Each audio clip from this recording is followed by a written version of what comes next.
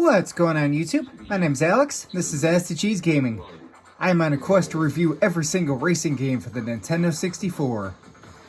Over 3 years ago I took a look at Wipeout 64 and I thought, you know what, I need to revisit this game and try to answer the question, is Wipeout 64 for the Nintendo 64 still worth picking up and playing today in 2025? Watch this video to find out. This game was developed by Cyanosis, published by Midway with a North American release date of November 3rd, 1998, and as you can see from this gameplay here, is a futuristic sci-fi racer where you race anti-gravity bikes across futuristic landscapes.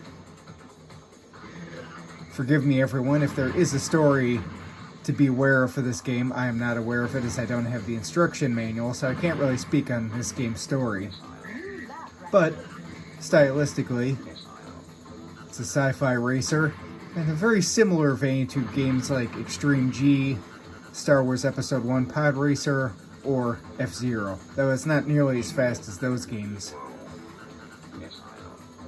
Now, one nice little perk about this game is that the controls are actually relatively easy to pick up and play. You use the R and Z button respectively to try to do air brakes around turns, and then use the B button in order to use weapons that you can pick up on the ground. So the real kicker to this game becomes, do you want to try to just blow past every single person in your path and just focus purely on racing, or do you want to try and get eliminations by picking up and blasting as many enemies as you can with all the weapons that you see on the track? So really leaves it up to your own discretion and how you wish to replay the game. If there's one downside to this game, it's probably the music and sound effects, especially when you're using a lot of the various weapons in this game. They just lack any real sense of oomph.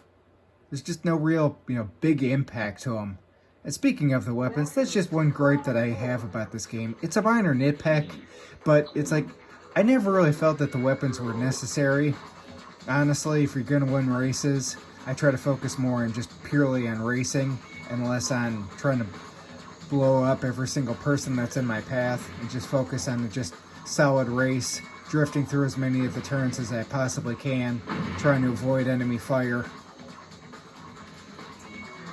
Now real quick, I do want to touch on this game's music, which unlike the sound effects, is actually a pretty nice strong suit. It's got some more futuristic techno tracks, and while it's not nearly as good as, say, F-Zero or Extreme G, it definitely fits the overall theme of the game, and I have no complaints about this.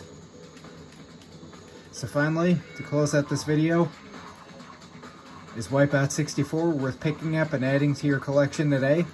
Well, if you enjoy futuristic sci-fi racers, like the games that I mentioned before, or just enjoy racing games in general, then I think this is one that you'll definitely enjoy. It's currently going for a price charting price of $11, so I have no doubt that you can find this one for below $15. But if you don't really enjoy this style of game, or maybe you prefer more simulation games, or you're just not a racing game aficionado in general, then no, it wouldn't hurt you to stay away from this one.